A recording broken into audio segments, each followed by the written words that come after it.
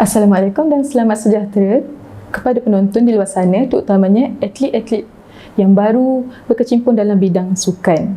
Okey, hari ini saya ingin berkongsi mengenai kecederaan dalam sukan yang biasanya berlaku dalam kalangan para atlet, tak kira apa jua sukan yang diceburi. Okey, tajuk pada hari ini adalah mengenai kecederaan tisu lembut, which is dalam bahasa Inggerisnya soft tissue injury. Okey, biasanya kalau anda semua pernah mengalami kecederaan ketika bersukan, anda akan bertemu dengan doktor kan? Okey, so doktor setelah buat X-ray, biasanya lah akan buat X-ray dulu untuk memastikan tiada patah tulang yang berlaku ataupun sebagainya. Jadi melalui itu doktor akan memberitahu kepada kita bahawa kita menghadapi koyak ataupun dia orang akan tulis dalam borang kesihatan tu adalah STI. So STI ini merujuk kepada soft tissue injury, kecederaan pada tisu lembut kita. Okey, tisu lembut dalam badan kita ni ada banyak. Okey, cuma hari ini saya ingin membincangkan hanya dua tisu lembut yang kebiasaannya akan berlaku, yang boleh berlaku kepada para atlet.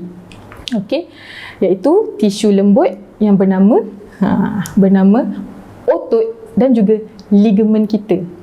Biasa dengar tak otot dengan ligamen ni? Benda tu normal sangat dalam badan kita ni, yang biasa kita dengar kan? Ya, anak-anak, otot. Okey. Okey, sekarang ni kita teruskan dengan topik kita hari ini. Strains dan sprain. Okey, apa itu strain dan sprain? Mari kita ulas satu-satu. Okey, kita pergi kepada anatomi badan kita dahulu. Okey, kalau anda boleh lihat pada gambar yang tersedia. Okey, ini sekadar roughly lah saya tunjuk. Okey, tak specifically apa-apa. Okey, sekadar anda untuk mengenali sahaja apa itu otot atau tendon dan apa itu ligamen. Okey, kalau boleh anda lihat pada gambar yang tertera itu. Okey, di bahagian kiri saya itu adalah gambar otot. Okey, di mana yang merah itu adalah otot besar kita. Okey, dan yang putih-putih itu adalah bahagian tendon, which is tendon maksudnya tisu yang menyambung otot kepada tulang. Okey, itu penting kalaulah benda tu tak ada, tak dapatlah otot kita nak melekat pada tulang kan. So nanti korang berjalan pun tumbang ambing ke apa kan. Okey, so di sebelah gambar otot tu pula adalah gambar-gambar yang menunjukkan ligamen-ligamen pada kaki kita, pergelangan kaki. Okey, itu adalah kebiasaannya berlaku kekoyakan pada tisu-tisu tersebut.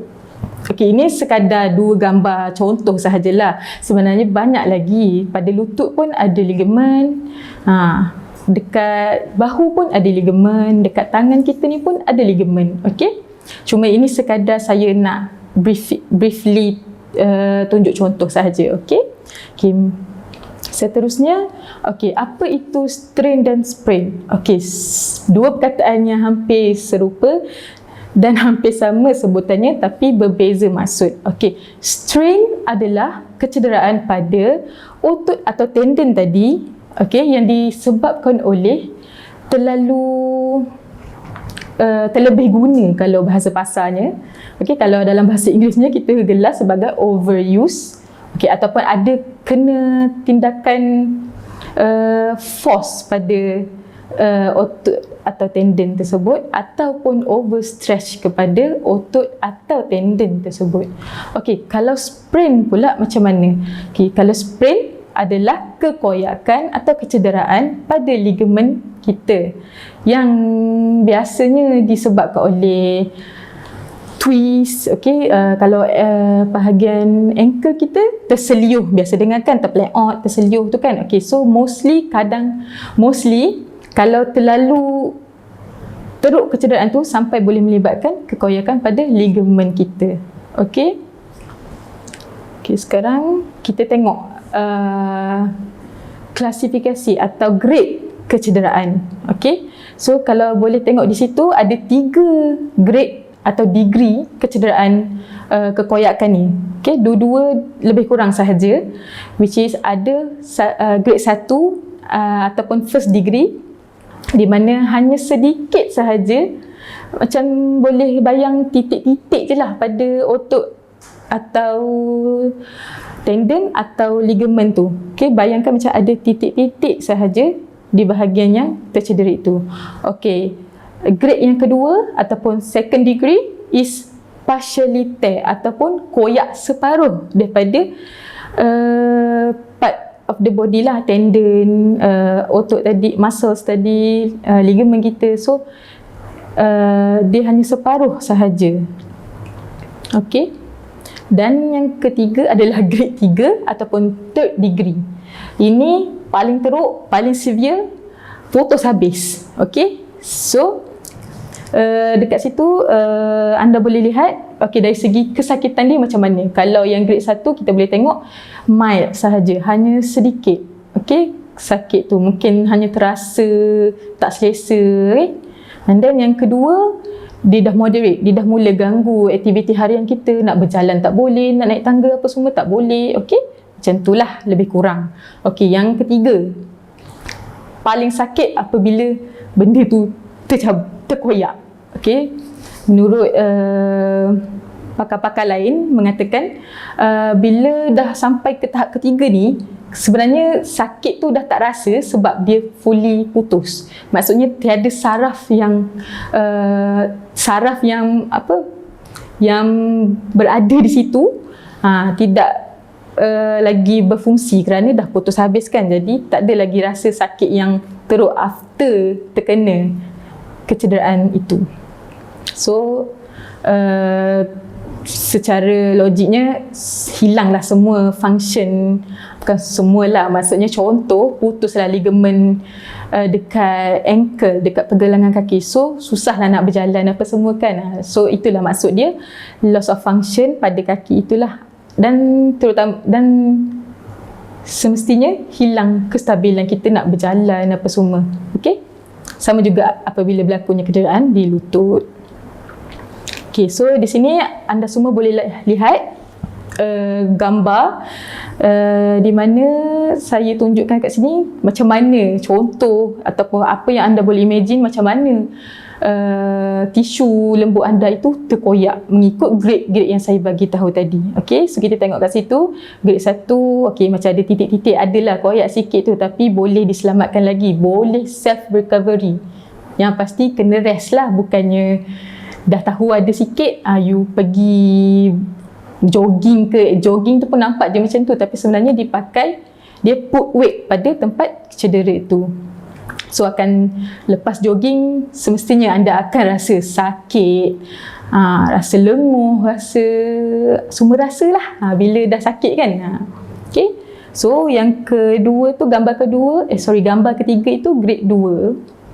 So akan nampak hampir nak tercabut semua kan, sebab tadi partial tear, separuh yang koyak.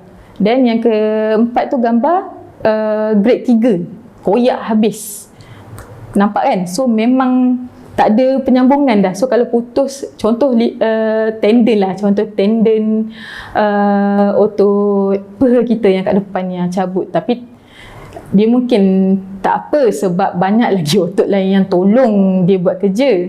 Contohlah otot quadricep, kalau anda semua tahu apa itu quadricep. Okay, so tak apa, cuma perlukan juga rawatan yang sebetulnya. Okay, sebab itu adalah otot yang paling besar dan paling penting dalam badan kita. Okay, kita teruskan kepada tanda-tanda kalau anda mempunyai kecederaan seperti ini, iaitu soft tissue injury. Ini sekadar roughly, yang normally berlaku pada mereka-mereka yang mengalami kecederaan ini. Okay, so anda boleh tengok atlet ataupun siapa saja yang bersukan, okay, dia akan merasakan sakit. Tak pegang, tak sentuh pun sakit. Terutamanya sakit tu bila melakukan pergerakan lah.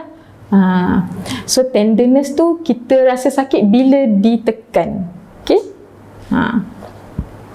And then ada pembekakan, bengkak kan, kalau contoh terseliu, bengkak, lebam, dan semestinya pergerakan tu akan terbatas lah. And then contohnya kecederaan berlaku di bahagian kaki, so susah ataupun tak boleh nak letak berat pun atas kaki kita ni. Bukan maksud letak berat tu angkat pikul satu bunyi beras ke apa, tak. Maksudnya nak berjalan, nak berdiri ni pun kita dah put weight, kita dah letak berat kita pada bahagian sendi-sendi ni yang terletaknya ligamen-ligamen tadi tu ataupun tendon ataupun otot lah.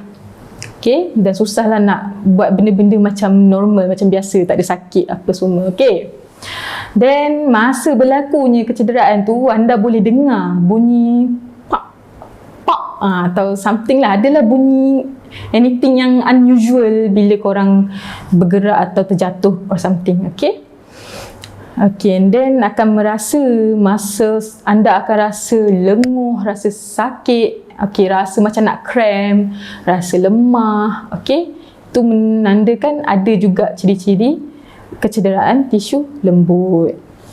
Okay, kita lihat pula pada sebab kecederaan. Banyak sebenarnya, tapi saya senaraikan mana yang biasanya berlaku. Okay, so kalau kita tengok strain dan sprain. Okay, strain, apa itu tadi strain? Koyak pada tendon dan otot. Okay, so aktiviti seperti berlari, melompat, okay, membaling. Okay, membaling ni contohlah anda seorang atlet lontar peluru. Okay, you all banyak twist kaki kan masa nak baling. Okay, anything lah, masa you hentak kaki ke apa, masa lempar cakera ke. Okay, itu banyak sekali orang kata tendensi ataupun risiko untuk menerima kecederaan pada ligamen. So kalau tak pakai support yang sepatutnya, mungkin mudahlah. Okay, and then selain itu juga mengangkat benda berat. Okay, dan seterusnya tergelincir ataupun jatuh. So bila jatuh tu mungkin kaki korang tak berada di kondisi atau posisi yang sepatutnya. Okay, contoh jatuh tangga lah kan. And then kita pergi kepada sprain. Okay, kenapa boleh jadi koyaknya ligamen kita tu? Okay, kat sini saya ada senaraikan seperti berjalan atau berlari pada permukaan yang tak rata. Okay, kenapa boleh jadi kecederaan kalau permukaan tak rata? Contohlah, you all berlari atas jalan batu ke atau jalan dekat atas padang berumput tu kan. So bila korang berjalan, benda kita punya surface of the road tu tak balance, so korang akan lost balance, akan hilang keseimbangan badan, korang akan jatuh. So daripada situlah bolehnya terjadi koyak ligamen tu, jatuh atau terpeleot kan. Ni okay, yang major problemnya adalah, major sebabnya adalah pergerakan twist, okay, atau pivoting, okay, ataupun stop secara tiba-tiba. Okay, so benda-benda ni biasanya berlaku dalam sukan yang beraket, contoh badminton ke, tenis ke, pingpong ke, tapi tak semestinya cuma normally. Okay, ataupun korang main sukan yang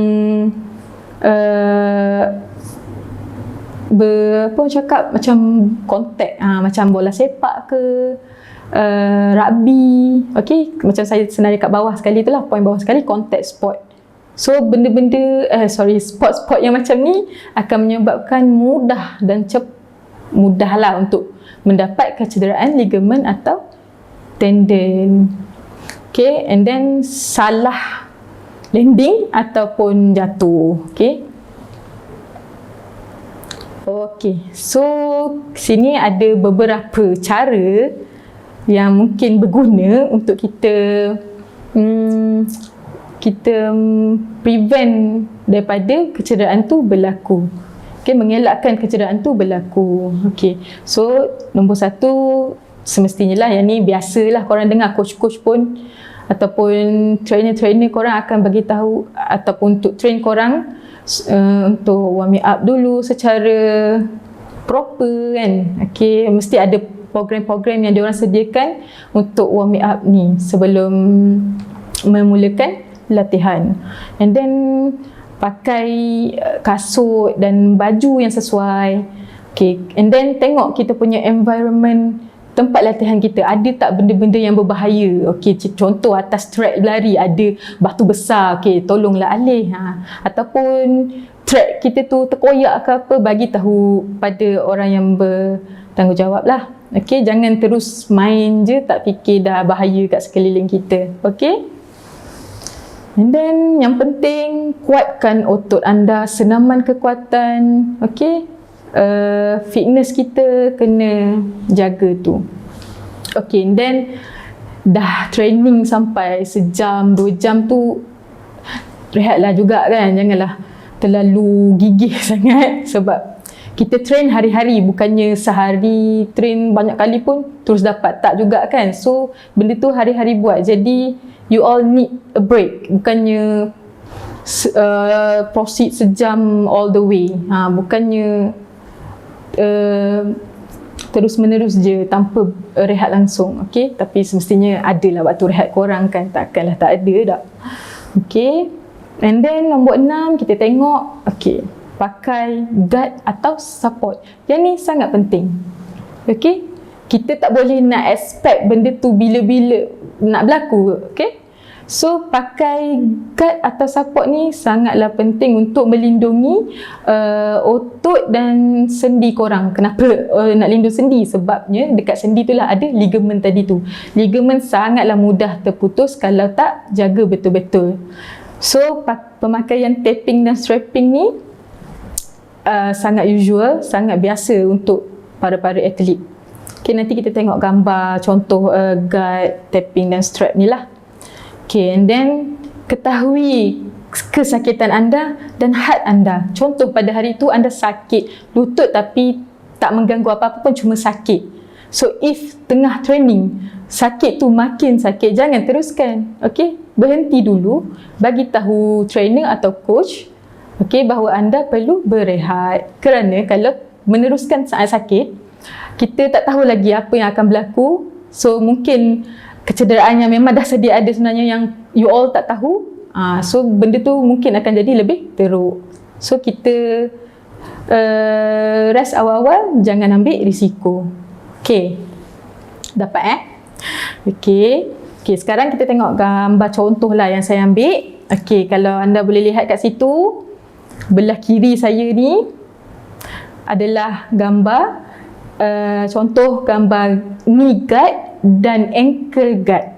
Okay, ini commonly lah, korang pun, you all pun biasalah tengok benda ni kan. Okay, dekat Mr. DIY pun ada jual, tapi I tak tahu dari segi kualiti macam mana. Cuma at least you all ada guard ni persendirian punya. Okay, jangan harap coach ke tolong beli ke apa. Okay, tak, at least you all ada inisiatif sendirilah. Okay, bagi tahu parent ke nak beli guard ni untuk jaga you all punya sendi. Okay, so yang kedua tu anda boleh lihat yang warna-warni tu, itu adalah taping. Okay, taping ni pun, tape ni pun dia ada banyak jenis. Okay, yang biasa orang pakai, okay, KT tape, Kinesio tape, rock tape. So itu adalah jenis-jenis antara jenis-jenis tape yang ada yang biasanya orang pakai.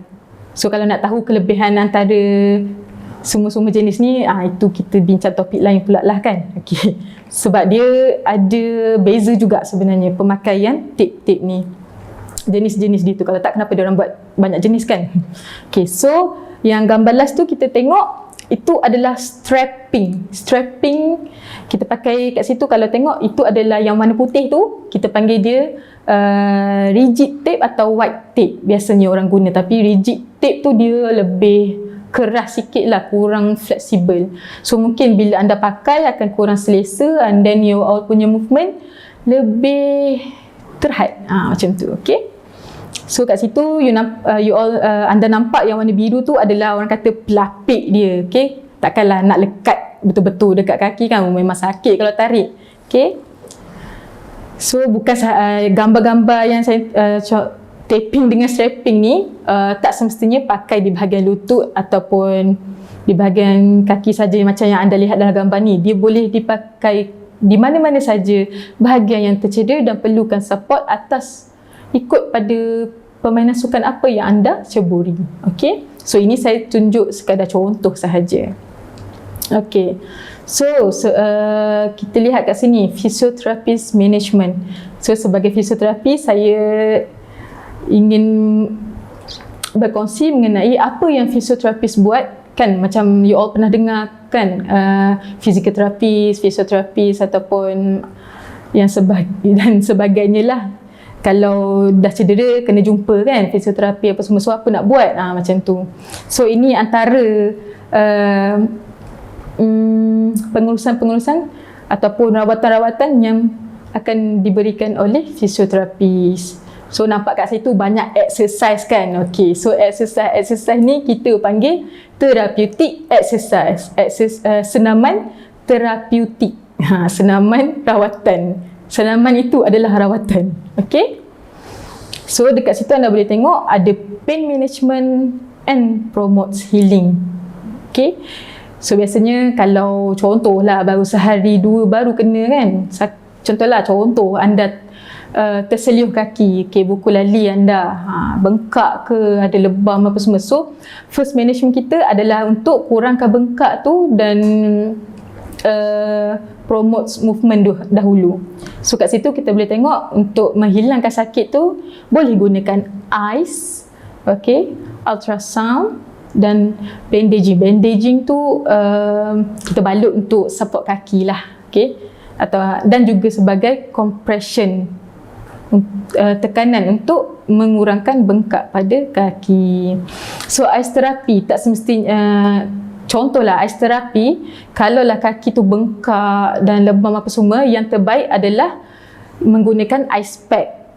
Okay, you all pernah dengar RICE kan? RICE, rest, ice, compression, elevation. So pernah dengar itu kan? Biasa dah dengar kan, daripada sekolah rendah lagi dah RICE ni, okay, diajar untuk korang. So guna pakai benda tu sentiasa.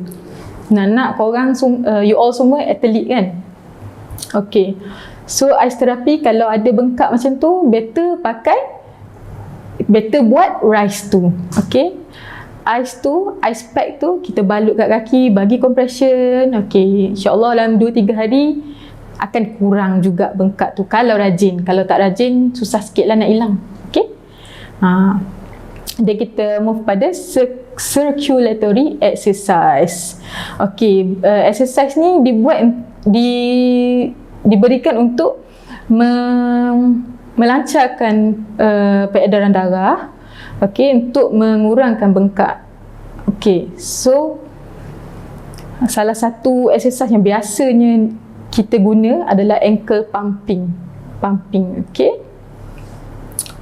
Okay, and then kita ada mobilizing exercise untuk mengelakkan daripada kita punya sendi tu mengeras. Okay, contoh bila dah sakit kan, so confirm you all tak nak bergerak kan. Okay, so tak ada, kita akan suruh juga bergerak tapi ikut kemampuan korang, ikut kemampuan you all. Okay, tak naklah sampai tak gerak langsung, kecuali memang dah bengkak sangat besar-besar. Okay, then kita tak proceed lagi yang tu. Okay, so and then kita ada strengthening exercise, stretching exercise, and then coordination dan balance training. So ketiga-tiga ni biasanya akan dibuat lepas you all dah pulih daripada fasa pertama tadi yang bengkak, lebam apa semua tu lah.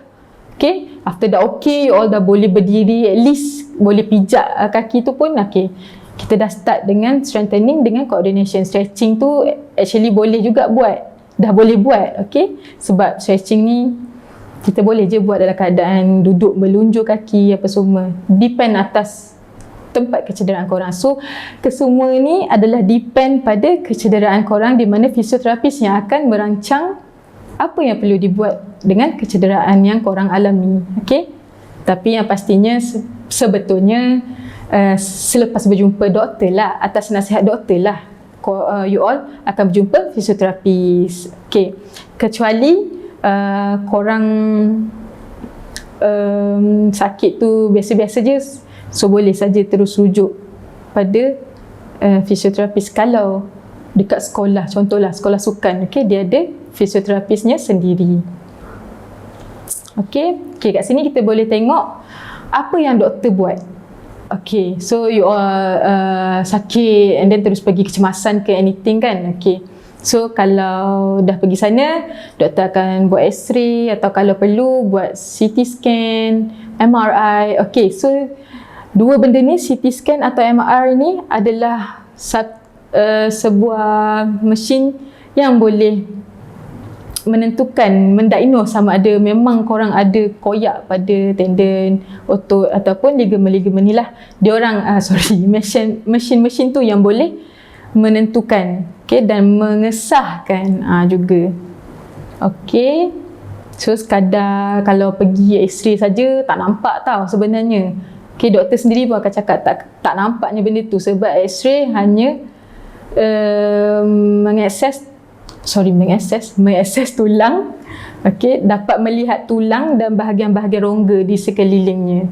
Okay, so susah sikit lah nak nampak kecederaan pada ligamen atau otot. Dia boleh nak confirm benda tu melalui MRI ataupun CT scan. Cuma daripada x-ray ni doktor boleh tengok lah you all punya kedudukan tulang tu macam mana. Mungkin terlari daripada keadaan asal, so doktor boleh jangka benda tu adalah memang melibatkan ligamen atau tendon you all. Okay, so if kesakitan anda biasa-biasa sahaja, tak melibatkan kekoyakan ataupun kekoyakan yang grade 1 atau 2, grade 2 atau 3 tadi, mungkin doktor hanya akan bagi painkiller, ubat tahan sakit. Okay, so mungkin dia akan rujuk terus pada fisio. And then kalaulah severe, teruk, contohlah yang ketiga tadi kan, yang putus habis kan, dah tak boleh buat apa kan, dia takkan recover sendiri tau. Okay, so doktor akan suggest surgery, pembedahan, sama ada memasukkan artificial punya ligamen atau tendon, ataupun dia akan ambil contoh yang dekat lain tu lah, tendon atau ligamen yang bahagian lain yang masih elok, dia akan masukkan di bahagian yang cedera tu. Okay, itu atas keputusan doktor lah apa yang diorang sarankan pada yang cedera. Okay, and then yang braces tu adalah after surgery. So ini semua doktor punya management. Okay, kalau you all boleh tengok dekat bawah tu ada gambar braces. So braces ni diorang akan tentukan berapa limit, berapa darjah pergerakan yang you all boleh lakukan. So diorang akan limitkan diorang akan setkan limit pada braces tu. Okay, so korang tak boleh lah nak suruh bengkok habis ke apa ke, macam tu. Okay, so petangkap mana yang doktor buat, takat tu sajalah korang boleh gerak. Okay, itu sebagai protection supaya tak berlaku, supaya ligamen atau tendon tu tak koyak lebih lagi, macam tu. Okay. Okay, berapa lama nak boleh pulih setelah berlaku kecederaan? Okay, dia depend. Okay, contoh minor injury ni maksudnya yang contoh macam grade 1 tadi, dia minor, so mungkin ambil dalam 3 atau hingga 6 minggu.